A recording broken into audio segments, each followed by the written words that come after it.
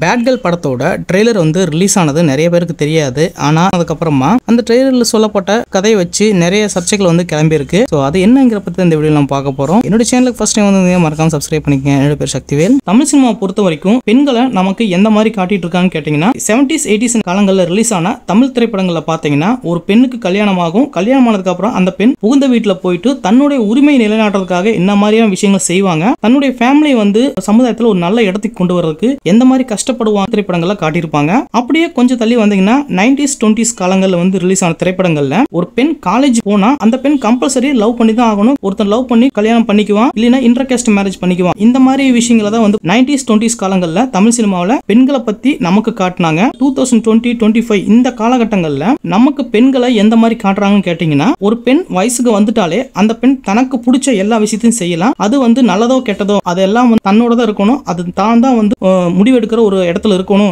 அந்த பெண் நினைக்கிற அளவுக்கு வந்து தமிழ் சினிமா நம்மளுக்கு இப்போ வரைக்கும் பெண்களை காட்டிக்கிட்டு இருக்காங்க. ஸோ அந்த வகையில் ரிலீஸ் ஆன ஒரு ட்ரெய்லர் தான் இந்த பேட் கேர்ள் படத்தோட ட்ரெய்லர்ல அவங்க சொல்ல வந்த விஷயம் என்னன்னு கேட்டீங்கன்னா, ஒரு வயசுக்கு வந்த ஸ்கூல் படிக்கிற பெண் வந்து தனக்கு பிடிச்ச மாதிரி ஒரு லைஃபை வாழணும்னு நினைக்கிறாங்க. அதாவது வந்து தனக்கு பிடிச்ச மாதிரி ஒரு பையன் லவ் பண்ணணும்னு நினைக்கிறாங்க. தனக்கு பிடிச்ச மாதிரி தம் அடிக்கணும், தண்ணி அடிக்கணும், தனக்கு பிடிச்ச மாதிரி சுத்தணும், ஜாலியா இருக்கணும். அதாவது வந்து எந்த ஒரு கவலையும் இல்லாம இது ஏன் லைஃப், நான் தான் வாழ்வேன், நான் தான் இருப்பேன், நான் தான் எல்லாத்தையும் டிசைட் பண்ணுவேன் அப்படிங்கிற ஒரு மென்டாலிட்டியை கொண்ட ஒரு ட்ரெய்லரா தான் வந்து பாத்தீங்கன்னா இந்த பேட் கேர்ள் படத்தோட ட்ரெய்லர் இருக்கு. ஒரு சில படங்களோட ட்ரெய்லர் பார்க்கும் பொழுதே நமக்கு தெரியும் அது எந்த மாதிரி விஷயங்களை வந்து நம்மகிட்ட கொண்டு வந்து சேர்க்கிறாங்க அப்படின்னு சரி. ஆனா இந்த ட்ரெய்லர்ல வந்து அவங்க சொல்ல வந்த எந்த ஒரு விஷயம் வந்து பாத்தீங்கன்னா நம்ம தமிழ் சமூகத்துக்கு சம்பந்தமே இல்லாத ஒரு விஷயமா இருக்கு. ஒரு சில இயக்குநர்கள் வந்து சமுதாய எழுச்சிக்காகவும் சமுதாய உயர்வுக்காகவும் வந்து பாத்தீங்கன்னா படங்கள் எடுக்கிறதோ இல்ல வந்து அவங்கள மேம்படுத்துறதுக்காக சில விஷயங்கள் செய்யறத வந்து யாரும் குறை சொல்ல முடியாது, தப்புன்னு சொல்லக்கூடாது. ஆனா ஒரு தனிப்பட்ட ஒரு ஜீவனை வந்து நீங்க இப்படிதான் இருக்கணும் நீங்க போர்ட்ரேட் பண்றதை வந்து பாத்தீங்கன்னா கண்டிப்பா ஏத்துக்கவே முடியாது. ஒரு ஆண் வந்து நினைச்சா என்ன வேணா பண்ணலாம் அப்படிங்கிற விஷயத்துக்கு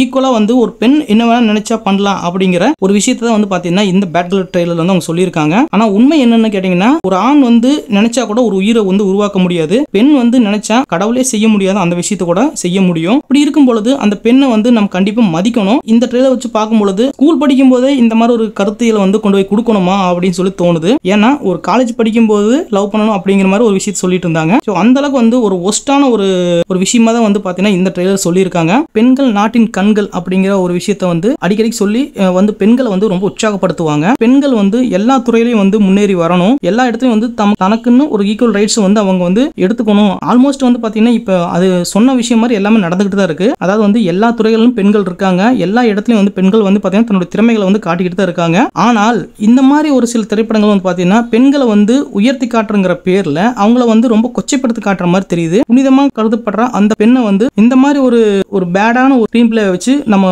காட்டும் பொழுது அந்த விஷயத்தை வந்து கண்டிப்பா நம்மளால ஏத்துக்கவே முடியல. தமிழ் சமுதாயத்துக்கு இந்த படம் வந்து ஒரு தேவையில்லாத படம் தான் சொல்லுவேன்.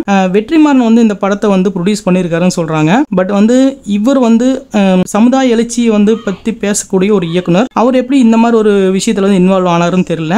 சொல்ல வந்த விஷயம் வந்து ரொம்ப ஒரு பேடான ஒரு ஹேபிட்டா தான் இருக்குன்னு தோணுது. ஸ்கூல் பெண்களை வந்து இந்த மாதிரி சித்தரிச்சு காட்டி தான் வந்து இவங்க படம் சம்பாதிக்கணுமா இல்ல கருத்துக்களை வந்து அவங்க தெரிவிக்கணுமா அப்படிங்கிற ஒரு அவசியம் கிடையாது. ஏன்னா பெண்கள் வந்து பொறுத்த வரைக்கும் சொன்னா அப்சர்வ் பண்ணிக்கிற டைப் தான். பெண்களை வந்து மதிக்கணும், பெண்களை வந்து ஈக்குவலா ட்ரீட் பண்ணணும் அப்படிங்கிற விஷயத்துல எந்த ஒரு மாற்று கருத்தும் கிடையாது. ஆனா அவங்க இப்படியெல்லாம் காட்டி தான் அவங்களை வந்து மதிக்க மாதிரி ரெஸ்பெக்ட் கொடுக்குற மாதிரி வந்து நம்ம கொண்டு வரணும்னு கேட்டீங்கன்னா அதெல்லாம் அவசியமே கிடையாது. அதுவும் ஒரு ஸ்கூல்ல படிக்கிற பெண்ணை வந்து இந்த மாதிரி சித்தரிச்சிங்கன்னா நம்ம சமுதாயம் வந்து எந்த மாதிரி ஒரு விஷயத்தை நோக்கி பயணம் பண்ணிக்கிட்டு இருக்கு அப்படின்னு தெரியல. இந்த மாதிரி படங்களை வந்து என்கரேஜ் பண்ணவே கூடாது. இந்த சமுதாயம் எப்படி கட்டமைக்கப்பட்டிருக்குன்னு கேட்டீங்கன்னா, ஒன்னு வந்து அப்பர் கிளாஸ், இன்னொன்னு மிடில் கிளாஸ், இன்னொன்னு லோயர். ஸோ இந்த 3 கிளாஸை வச்சு தான் வந்து பாத்தீங்கன்னா இன்னி வரைக்கும் எல்லா விதமான அரசியல் நடந்துகிட்டு இருக்கு. அதே மாதிரி தான் வந்து பாத்தீங்கன்னா இந்த 3 கிளாஸுக்கும் 3 வகையான ஃபேமிலிஸ் இருக்காங்க. ஒருவேளை இந்த பேட் கேர்ள் ட்ரெய்லர்ல அவங்க சொன்ன கருத்தை வச்சு பார்க்கும் பொழுது அப்பர் கிளாஸ்ல இருக்கிற ஃபேமிலியை சேர்ந்த ஒரு பெண் வந்து இந்த மாதிரி பண்ணுச்சுன்னா அவங்க ஏத்துக்குவாங்களா ஏத்துக்க மாட்டாங்களா எனக்கு தெரியாது. மிடில் கிளாஸ் பொறுத்த வரைக்கும் அவங்க எந்த மாதிரி ஒரு மென்டாலிட்டி இருப்பாங்க கேட்டீங்கன்னா, ஒரு வீட்டுல